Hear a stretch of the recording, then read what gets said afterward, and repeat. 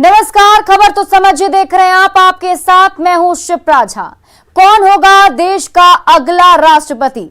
NDA उम्मीदवार द्रौपदी मुर्मू या विपक्ष के उम्मीदवार यशवंत सिन्हा? 18 जुलाई को राष्ट्रपति चुनाव के लिए वोटिंग होगी, जिसे लेकर दोनों ही तरफ से अपने अपने दावे किए जा रहे हैं। एनडीए के साथ 60% से ज्यादा वोट का दावा किया जा रहा है, तो यशवंत सिन्हा ने अंतरात्मा की आवाज पर वोट की अपील की है, जिसे लेकर विपक्ष के अपने दावे हैं। हालांकि वोट समीकरणों को देखा जाए तो द्रौपदी मुर्मू की जीत साफ दिखाई दे रही है, जो रविवार को एनडीए की बैठक में शामिल हुए। खास बात यह है कि इस बैठक में पशुपति पारस के अलावा एलजेपी नेता चिराग पासवान भी शामिल थे। बाकी नेताओं की तरह चिराग ने भी द्रौपदी मुर्मू को समर्थन और उनकी जीत का दावा किया। हम आपको चुनावी समीकरण के बारे में बताएंगे, लेकिन पहले सुनिए कि चिराग पासवान ने क्या कहा। आज जब समाज के सबसे वंचित वर्ग से आने वाली एक महिला देश की सर्वोच्च कुर्सी की दावेदार हैं और कल उसके लिए मतदान होगा, तो ऐसे में लोक जनशक्ति पार्टी रामविलास में मेरा भी मत उनके पक्ष में ही गया है और उसी को लेकर आज ये बैठक रखी गई थी, जिसमें किस तरीके से चुनाव होगा, क्या क्या उसकी प्रोसेस होगा, उसकी जानकारी साझा की गई। राष्ट्रपति चुनाव को लेकर पटना में भी एनडीए की बैठक हुई। बैठक में सभी घटक दलों के नेता शामिल हुए। विधानसभा में कल सुबह 10 बजे से शाम 5 बजे तक वोटिंग की जाएगी। एनडीए और विपक्ष दोनों ही तरफ से क्रॉस वोटिंग की बात भी कही जा रही है और दोनों दलों के नेता अपने अपने उम्मीदवार की जीत का दावा कर रहे हैं। विधायक से लेकर मंत्री पद से लेकर महामहिम राज्यपाल तक की उनकी जो राजनीतिक और सामाजिक यात्रा रही है, वो यात्रा एक शानदार उनका ट्रैक है। इतना सशक्त उम्मीदवार शायद राष्ट्रपति के चुनाव में अभी तक नहीं उम्मीदवार के रूप में आई थी। आप देख रहे हैं विपक्ष के लोग या विपक्ष के मतदाता पार्टियां जो हैं वो कितने असमंजस की स्थिति में है।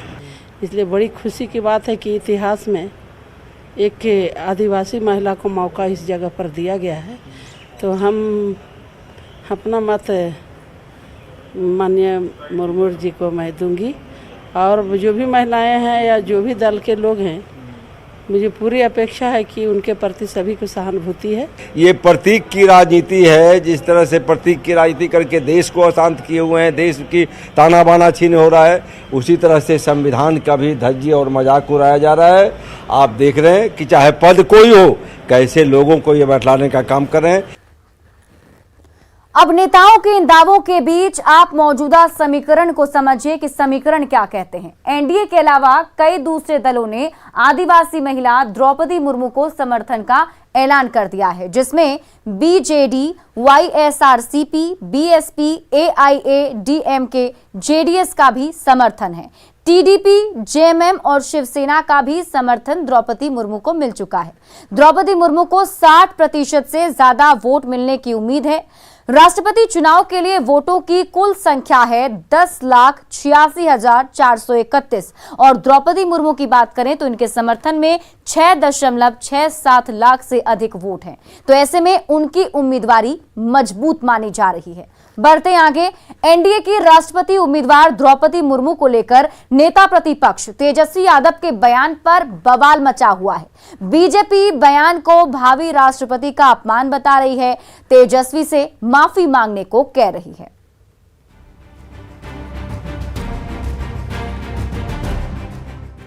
भवन में कोई मूर्ति तो नहीं चाहिए। आप समझ रहे हैं, हम लोग राष्ट्रपति का चुनाव, आपने कभी यशवंत सिन्हा जी को तो हर जगह आपने सुना होगा, लेकिन जो सत्ता पक्ष से जो उम्मीदवार दी गई, हालांकि छोटी मुंह बड़ी बात बोलनी नहीं चाहिए, लेकिन हमने कभी नहीं सुना और हमको नहीं लगता कि आप लोगों ने भी उनकी आवाज़ को सुना होगा। एक भी प्रेस वार्ता जब से उम्मीदवार बनी है, एक भी प्रेस वार्ता नहीं किया। तेजस्वी ने एनडीए की राष्ट्रपति उम्मीदवार द्रौपदी मुर्मू को मूर्ति बताकर हमला बोला और सवाल उठाए कि ये कैसे उम्मीदवार हैं जिन्हें अब तक किसी ने बोलते हुए नहीं सुना, जिस पर बीजेपी ने 12 जुलाई को पीएम के कार्यक्रम में तेजस्वी की जुबान लड़खड़ाने वाली बात को लेकर पलटवार किया। हमें विश्वास है और गंभीरतापूर्वक सुनेंगे। खुद तो बोल नहीं पाते हैं, लड़खड़ा जाते हैं प्रधानमंत्री और बड़े मंचों पर, और आज द्रौपदी मुर्मू सवाल उठा रहे हैं। जो महिला ने अपने जीवन में संघर्ष किया, उसको वैसी महिला को मूर्ति शब्द का प्रयोग करना सभी महिलाओं का अपमान है, इस देश के प्रत्येक महिला का अपमान है। वहीं कुछ बीजेपी नेताओं ने पूर्व सीएम राबड़ी देवी के बहाने तेजस्वी पर पलटवार किया और उनके बयान को आदिवासी महिला और भावी राष्ट्रपति का अपमान बताते हुए माफी की मांग की है। द्रौपदी मुर्मू जी के ऊपर ऐसे बयान देना वो एक तरह से आदिवासियों का अपमान है। और जहां तक वो मिनिस्टर रही हैं, वो विधायक रही हैं और वो बिना हस्ताक्षर वाली नहीं है, और वो अपमान करने का काम किया, उन्हें माफी मांग।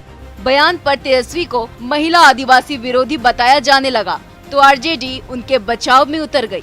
नेता प्रतिपक्ष श्री तेजस्वी यादव जी ने राष्ट्रपति पद के एनडीए उम्मीदवार द्रौपदी मुर्मू जी के बारे में प्रतीकात्मक रूप से ये बात कही है कि वो मूर्ति होंगी। मतलब बीजेपी और आरएसएस का जो एजेंडा है, जो लोकतंत्र और संविधान को तार तार कर रहा है, जो उन्मादी एजेंडा है, घृणा फैलाने वाला है, नफरत फैलाने वाला है, उस पर वह चुपचाप से मुहर लगाएंगी। वैसे अब तक की स्थिति में द्रौपदी मुर्मू का राष्ट्रपति बनना तय माना जा रहा है, जिसके लिए 18 जुलाई को वोटिंग होनी है। Bureau report, news 18। अब आप खबर तो समझिए कि तेजस्वी यादव कैसे अपने बयान को लेकर घिर गए हैं। बीजेपी पर हमला बोलने के लिए तेजस्वी यादव ने द्रौपदी मुर्मू को मूर्ति बोला और तेजस्वी ने कहा कि उन्होंने द्रौपदी मुर्मू को बोलते हुए कभी नहीं सुना है। तेजस्वी 12 जुलाई को पीएम के सामने बोलने में कई बार लड़खड़ा गए थे। बीजेपी ने जवाब में उन्हें उनके बोलने वाली बात को याद दिला दी।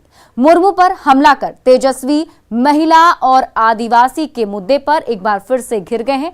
ऐसे बयान के बाद अब बीजेपी उन पर हमलावर है। बढ़ते आगे, कोरोना वैक्सीनेशन के मामले में भारत ने इतिहास रच दिया है। रविवार को देश में वैक्सीनेशन का आंकड़ा 200 करोड़ के पार पहुंच गया।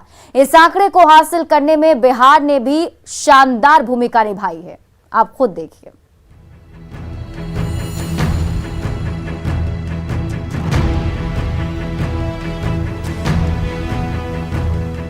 एक लोगों को कोरोना का टीका लगाते हुए भारत ने 18 महीने में वो कर दिखाया जिसे लेकर लोगों के मन में 24 महीने पहले सिर्फ सवाल और शंकाएं ही हुआ करती थी। लेकिन न सिर्फ भारत ने कोरोना का देसी टीका का इजाद किया, बल्कि सिर्फ 18 महीने में 200 करोड़ टीका लगाकर दुनिया को नए भारत की तकनीक का एहसास करा दिया।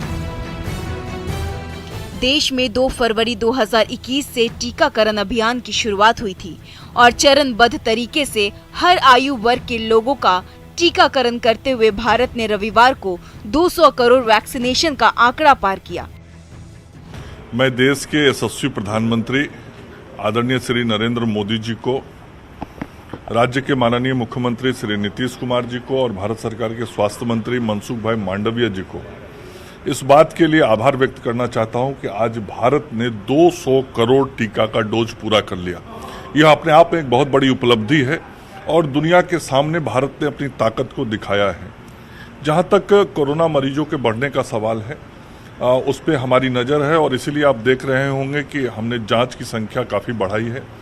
प्रतिदिन 1.25 लाख जांच इसलिए कर रहे हैं ताकि कोरोना का चेन नहीं बने।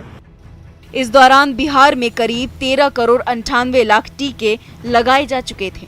चूंकि कोरोना के मामले फिर से तेजी से बढ़ रहे हैं, यही वजह है कि न सिर्फ टेस्टिंग फिर से तेज कर दी गई है, बल्कि अब मुफ्त प्रिकॉशन डोज का महाअभियान चलाया जा रहा है ताकि कोरोना का नामो निशान मिटाया जा सके।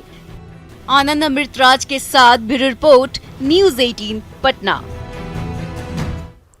अब आप ये समझिए कि भारत 18 महीने में 200 करोड़ से ज्यादा वैक्सीनेशन कैसे करने में कामयाब रहा।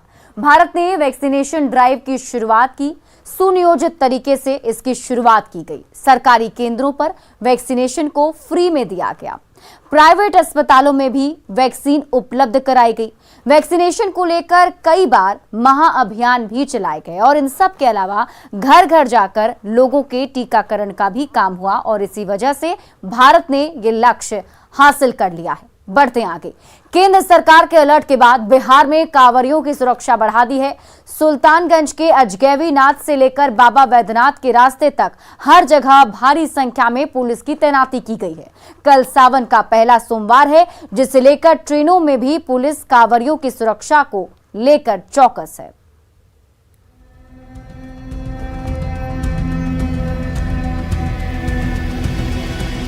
खाकी वर्दी में पुलिस वाले,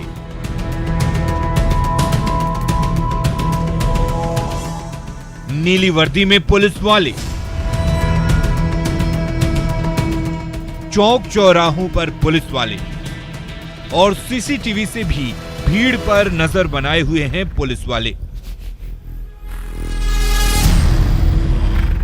ये भागलपुर के सुल्तानगंज की तस्वीर है, जहां केंद्र सरकार के अलर्ट और फिर पुलिस मुख्यालय के निर्देश के बाद कांवरियों की सुरक्षा को लेकर पुलिस चौकस है।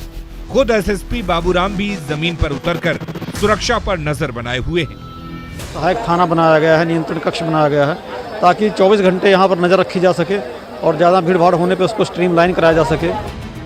कांवरियों की सुरक्षा के लिए बिहार पुलिस मुख्यालय ने हर जिलों के एसपी को कांवरिया पथ के साथ साथ स्थानीय शिवालयों की सुरक्षा बढ़ाने का भी निर्देश दिया है, जिसके लिए विशेष सशस्त्र पुलिस बल के 7000 अतिरिक्त जवानों की तैनाती की गई। रेल जिला पुलिस को भी अतिरिक्त बल उपलब्ध कराया गया, खासकर जमालपुर रेल जिला को अतिरिक्त बल उपलब्ध कराया गया। सबसे ज़्यादा भीड़ वहीं पर होती है। जिलों में जो इसके अलावा अंदरूनी बल उपलब्ध है, उससे उस जिले के जो मुख्य मंदिर हैं जहां पर ये श्रावणी मेला चलेगा, उसका डेपुटेशन किया गया है। कांवरियों की सुरक्षा के लिए रेलवे स्टेशन और ट्रेनों में खास इंतजाम किए गए हैं, ताकि भोले के भक्तों के खिलाफ किसी की भी नापाक साजिश कामयाब ना हो सके। भागलपुर से विकास कुमार सिंह के साथ अमित कुमार, न्यूज़ 18 पटना। और अब आप ये समझिए कि भोले के भक्तों को किससे खतरा है। कुछ लोग हैं जो लगातार देश का माहौल खराब करने की कोशिश में लगे हुए हैं। धर्म के नाम पर लोगों को निशाना बनाया जा रहा है। कांवड़ यात्रा में श्रद्धालुओं की काफी ज्यादा भीड़ होती है और भीड़ में हमला करना ज्यादा नुकसान पहुंचाया जा सकता है। यही वजह है कि अभी सुरक्षा एजेंसियों को पहले से ही अलर्ट कर दिया गया है और कांवड़ यात्रा को लेकर सुरक्षा व्यवस्था चौकस करने की बात कह दी गई है। बढ़ते आगे, रांची में मॉनसून की दगाबाजी के कारण इस बार धान की खेती पर ग्रहण लगता नजर आ रहा है। अगर 10 दिनों के अंदर लगातार बारिश नहीं हुई तो धान की खेती बर्बाद हो सकती है। ऐसे में किसान अब आसमान की ओर देखने को मजबूर हैं। देखें रांची से न्यूज़ 18 की स्पेशल रिपोर्ट।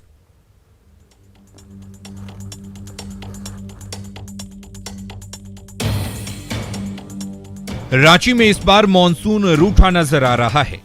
ऐसे में खेती के भरोसे गुजर बसर करने वाले किसानों की परेशानी बढ़ गई है। रांची के सबसे बड़े धान की खेती करने वाले इलाके कांके प्रखंड के होचर में मॉनसून की बेरुखी से धान के बिचड़े बर्बाद हो चुके हैं। 1000 एकड़ से ज्यादा इलाके में धान की खेती पर ग्रहण लग गया है। हाल यह है कि होचर में सिंचाई की वैकल्पिक व्यवस्था को लेकर बने कुएं और तालाब भी पूरी तरह सूख चुके हैं। ऐसे में धान की खेती को लेकर किसानों की उम्मीद टूटती नजर आ रही है। रांची में होचर के आसमान में बादल हैं पर बारिश नहीं, खेत के बीच में कुआं है पर पानी नहीं। कुल मिलाकर यहाँ पर खेती की जो स्थिति है भगवान भरोसे है। किसान हर दिन आसमान की ओर देखते हैं और फिर जब उम्मीद टूट जाती है तो कुएं की ओर निहारते हैं, शायद यहाँ पर कुछ पानी आ जाए, लेकिन ऐसा होता नजर नहीं आता। ये कुएं में पानी क्या इस बार मानसून में आया ही नहीं?